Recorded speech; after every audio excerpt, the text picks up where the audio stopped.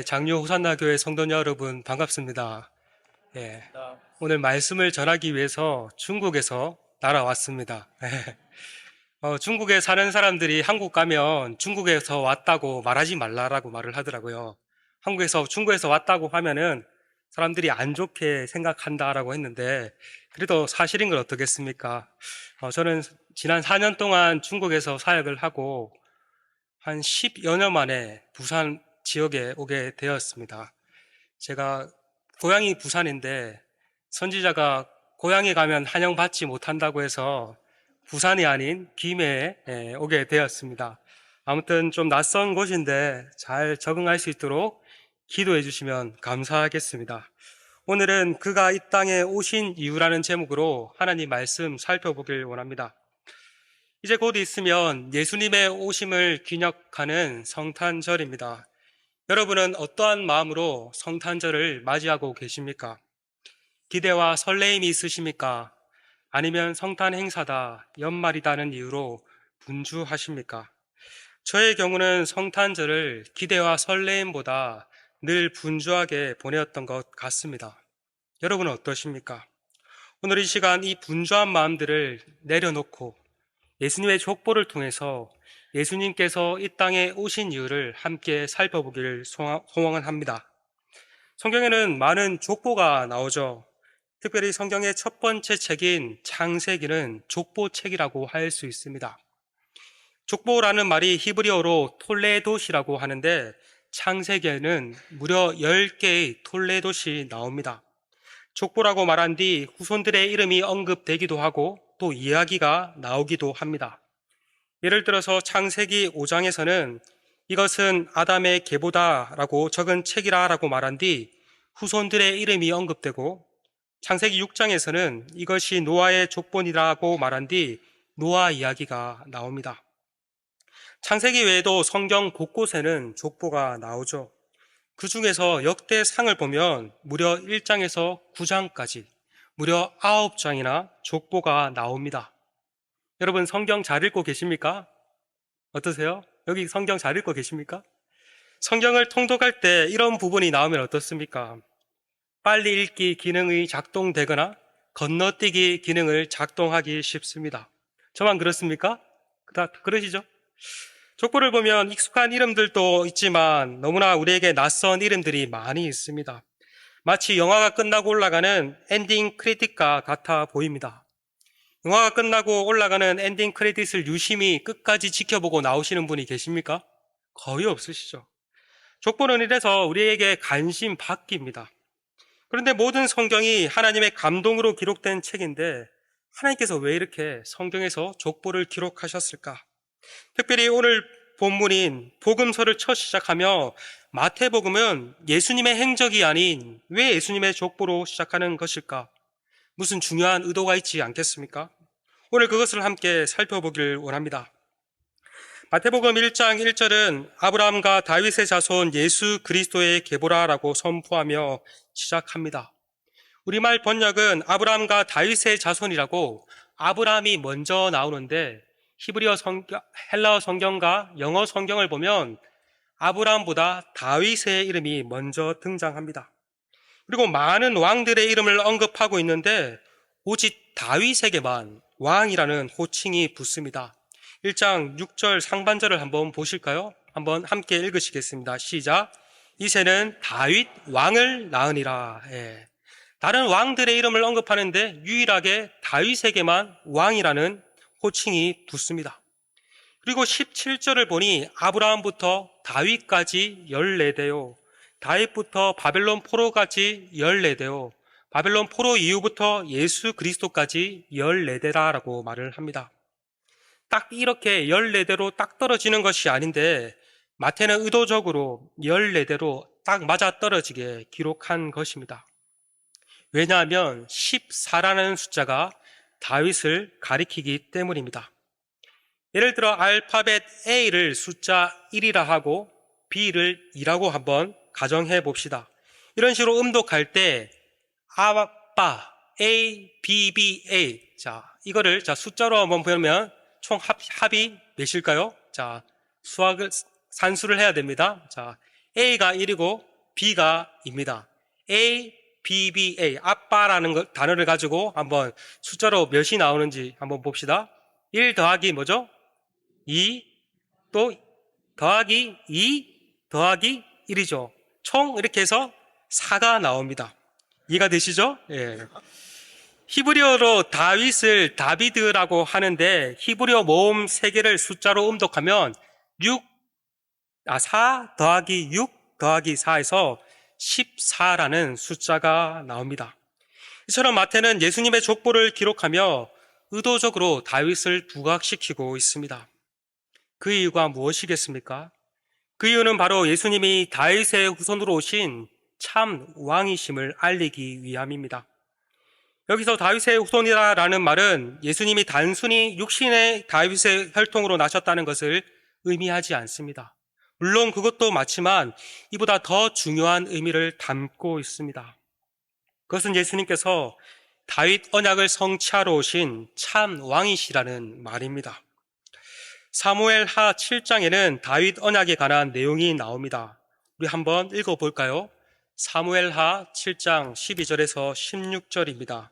저와 함께 교독하시겠습니다. 제가 먼저 7장 12절을 읽겠습니다. 내 수완이 차서 내 조상들과 함께 누울 때 내가 내 몸에서 날 내 씨를 내 뒤에 세워 그의 나라를 견고하게 하리라. 내 이름을 위하여 집을 건축할 것이요 나는 그의 나라의 왕위를 영원히 견고하게 하리라. 나는 그에게 아버지가 되고 그는 내게 아들이 되리니 그가 만일 죄를 범하면 내가 사람의 매와 인생의 채찍으로 징계하려니와 내가 내 앞에서 훈련하게 한 사울에게서 내 은총을 빼앗은 것처럼 그에게서 빼앗지는 아니하리라. 함께 읽으시겠습니다. 내 집과 내 나라가 내 앞에서 영원히 보존되고 내 왕위가 영원히 견고하리라 하셨다 하라. 예. 하나님께서 다윗에게 그 씨, 곧 그의 후손을 통해서 한 나라를 세울 건데 그 나라가 영원할 것이라고 약속하셨습니다. 여기서 나오는 다윗의 씨, 다윗의 후손은 누구를 가리킬까요? 1차적으로 다윗의 아들인 솔로몬을 가리킵니다. 그러나 여러분, 솔로몬이 다스리는 나라가 영원했습니까? 아니죠. 솔로몬 이후 두 개의 왕국으로 분열된 뒤 그 두 왕국도 이방에 의해 멸망당했습니다. 그렇다면 이런 의문이 들지 않겠습니까? 하나님께서 다윗에게 하신 약속이 이대로 끝난 것인가? 하나님의 약속은 실패한 것인가?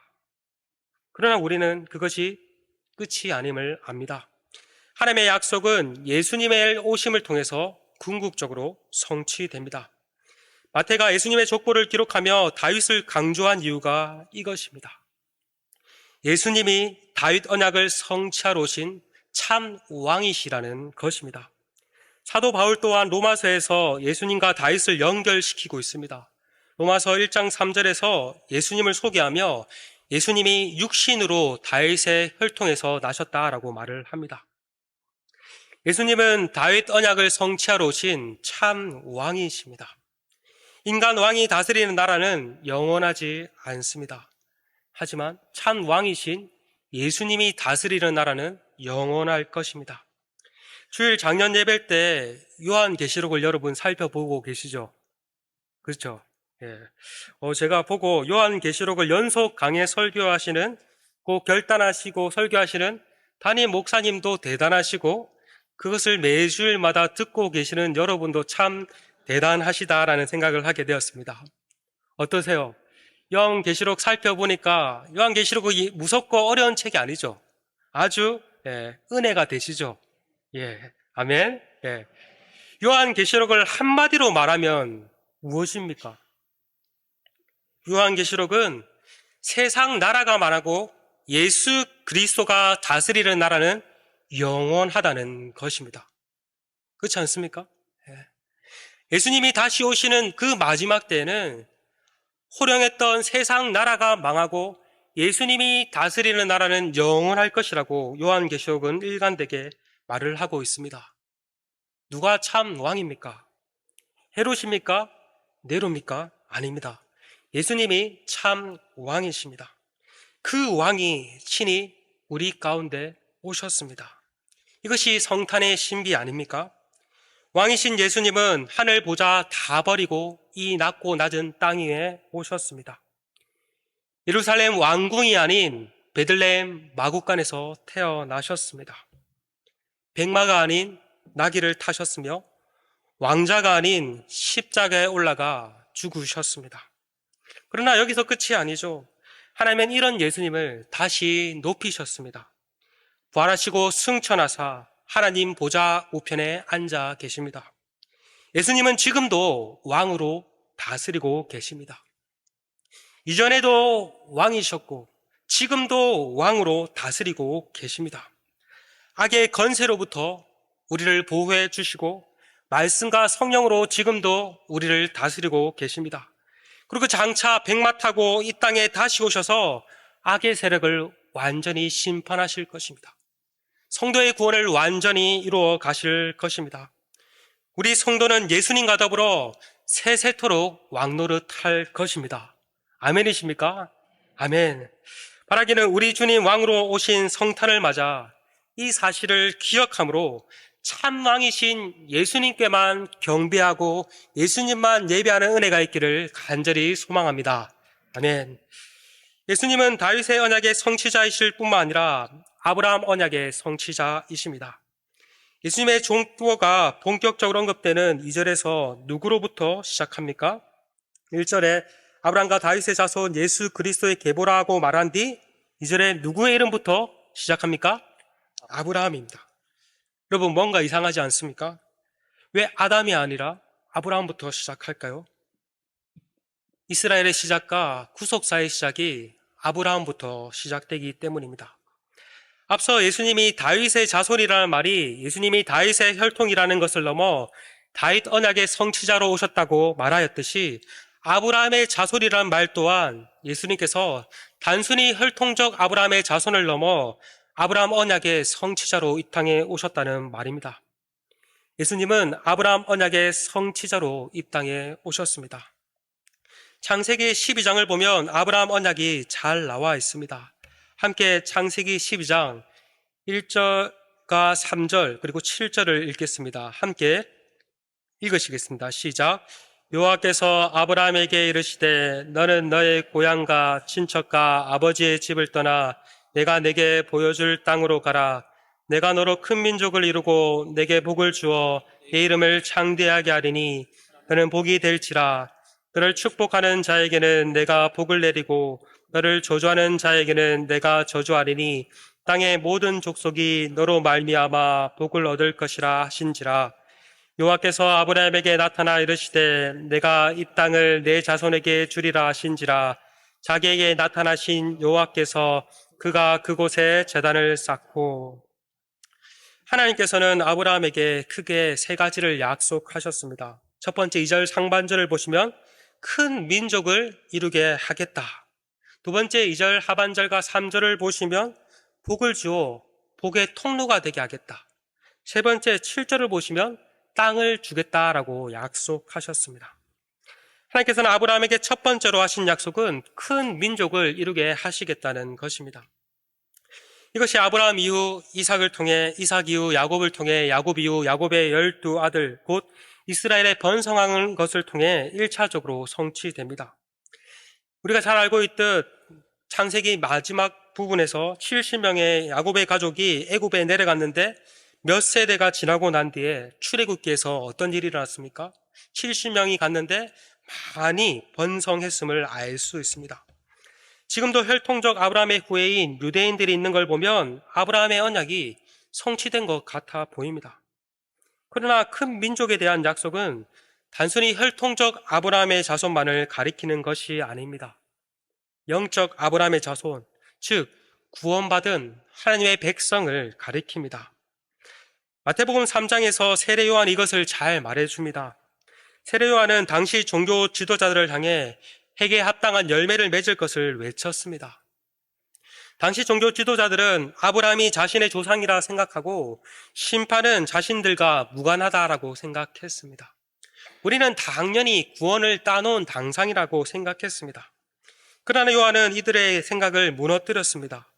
혈통적 아브라함의 자손이라고 구원을 받은 것이 아니라 하나님이 이 돌들로 아브라함의 자손이 되게 하신다라고 말을 합니다. 마태복음 3장 9절입니다. 함께 읽으시겠습니다. 시작. 속으로 아브라함이 우리 조상이라고 생각하지 말라. 내가 너에게 이르노니 하나님이 능히 이 돌들로도 아브라함의 자손이 되게 하시리라. 여기서 이 돌들은 이방인들을 가리킵니다. 하나님께서는 이방인들도 아브라함의 자손이 되게 하신다는 말씀입니다. 사도 바울 또한 갈라디아서 3장 7절에서 믿음으로 말미암은 자들은 아브라함의 자손인 줄 알지어다라고 말을 했습니다. 혈통적 아브라함의 자손만이 아브라함의 자손이 아니라 예수 그리스도를 믿음으로 아브라함의 자손이 될 수 있다는 말입니다. 이것을 통해서 우리는 혈통적 아브라함의 자손이 참 아브라함의 자손이 아니요 예수 그리스도를 믿는 자들이 참 아브라함의 자손임을 알 수 있습니다. 그런 의미에서 예수 그리스도를 믿는 저와 여러분은 아브라함의 자손인 것입니다. 저희들뿐만 아니라 전 세계 각처에 얼마나 많은 아브라함의 자손이 있겠습니까? 예수 그리스도를 통해 큰 민족을 이루시겠다는 하나님의 약속이 성취되고 있는 것입니다. 뿐만 아니라 그리스도를 통해서 땅을 주시겠다는 아브라함의 언약이 성취되었습니다. 이 땅은 이스라엘 민족이 차지하는 가나안 땅만을 의미하지 않습니다. 예수 그리스도를 통해 회복되고 확장될 하나님 나라를 가리킵니다. 예수님을 오심을 통해서 하나님 나라가 회복되었고 지금도 그 하나님의 나라는 하나님의 백성들을 통해서 회복되고 있으며 예수님의 다시 오심을 통해서 마침내 그 하나님 나라가 완성될 것입니다. 이 나라는 결코 망하지 않을 것이며 이 나라는 결코 쇠하지 않을 것입니다. 예수님을 통해서 나라를 주시겠다는 약속이 또 성취되었죠. 아브라함 언약의 핵심의 내용은 창세기 12장 3절에 나오는 땅의 모든 민족이 너로 말미암아 복을 얻을 것이다 입니다.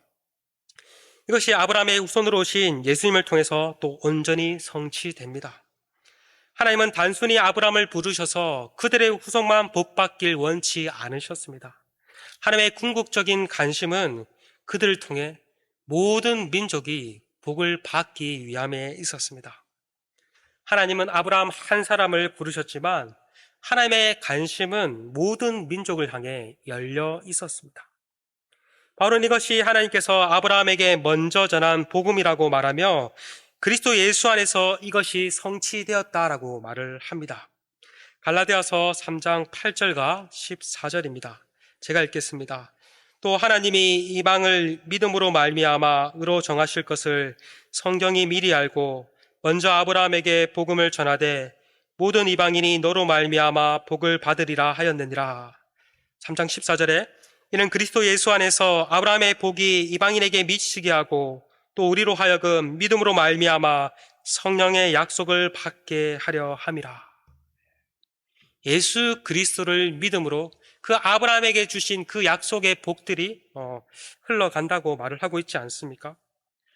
여러분, 우리는 예수님을 믿음으로 영적 아브라함의 자손이 되었고 아브라함에게 허락하신 그 축복이 우리 가운데 누리게 되었습니다. 본래 우리는 어떠한 자들입니까? 우리는 예수님의 족보에 기록된 이방 여인들과 같이 구원과는 멀어도 너무 먼 자요, 너무나도 부정한 자들이었습니다. 하지만 이런 우리가 예수님을 통해서 아브라함 자손이 되었고 아브라함에게 허락하신 그 복이 참여하게 되었습니다. 하나님께서 그리스도 예수 안에서 하늘에 속한 모든 신령한 복을 이미 우리에게 주셨습니다. 여러분, 이 사실을 믿으십니까? 아멘. 새해가 되면 우리나라 사람들이 새해 복 많이 받으세요라고 말을 하죠. 근데 우리 성도들은 어떻게 말해야겠습니까? 이미 우리는 복을 받았습니다. 그죠? 예. 더 이상 복을 받을 복이 없습니다. 이미 복을 받았기 때문에. 그럼 우리는 어떻게 인사해야 될까요? 자, 따라해 봅시다. 옆에 있는 분들에게 한번 따라해 봅시다. 새해 복 많이 누리십시오. 새해 복 많이 누리십시오. 예.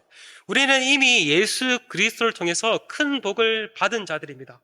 이제는 그 복을 매일 삶 가운데 누리며 나아가야 합니다.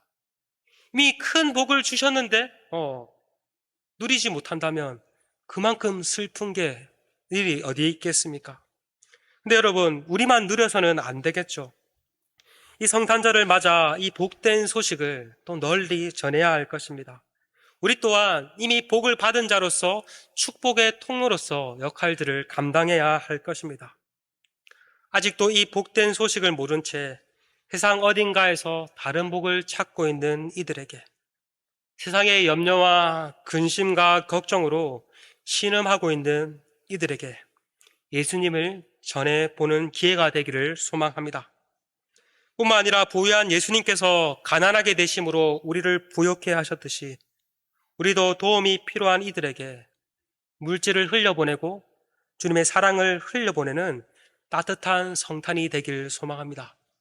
여러분, 교회에서도 이제 성탄 감사 예배도 드리고 또 성탄 축제도 하는데 우리만의 잔치가 되지 않기를 원합니다. 물론 우리도 함께 기뻐해야 되지만 그 기쁨이 우리 공동체 가운데 흘러넘쳐서 이 주변에 있는 소외된 이들, 여러분, 소외된 이들, 이 주변에 장려가 어떤지 모르겠습니다. 제가 어떤 지역인지 모르지만, 없을 것 같지만, 여러분 눈 씻고 잘 찾아보면은 반드시 우리의 도움이 필요할 소외된 이웃이 많이 있습니다.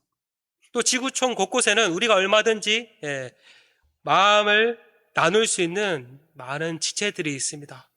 바라기는 우리에게 주신 이 복됨들을 또 나누며 또 그 성탄들을 따뜻하게 보내는 저와 여러분이 되시길 간절히 소망합니다. 이 시간 함께 기도하며 마치도록 하겠습니다. 제가 오늘은 기도하겠습니다. 하나님 아버지, 참 감사합니다. 우리를 구원하시기 위해서 참 왕이신 예수님께서 모든 보좌와 건세를 다 버리시고 이 낮고 낮은 땅 위에 오사 우리를 구원해 주시고 우리를 그 복된 가운데 참여케 하심에 감사드립니다. 간절히 바라옵기는 우리가 우리 자신을 높이며 또 다른 지체들, 다른 사람들을 높이는 것이 아니라 오직 예수님만을 높이며 나갈 수 있는 이번 성탄이 될 수 있도록 은혜 베풀어 주시옵소서. 뿐만 아니라 우리에게 주신 그 복들을 또 마음껏 다른 지체들에게 흘려보내는 따스한 성탄이 될 수 있도록 은혜 베풀어 주시옵소서. 감사합니다. 예수님의 이름으로 기도드렸습니다. 아멘.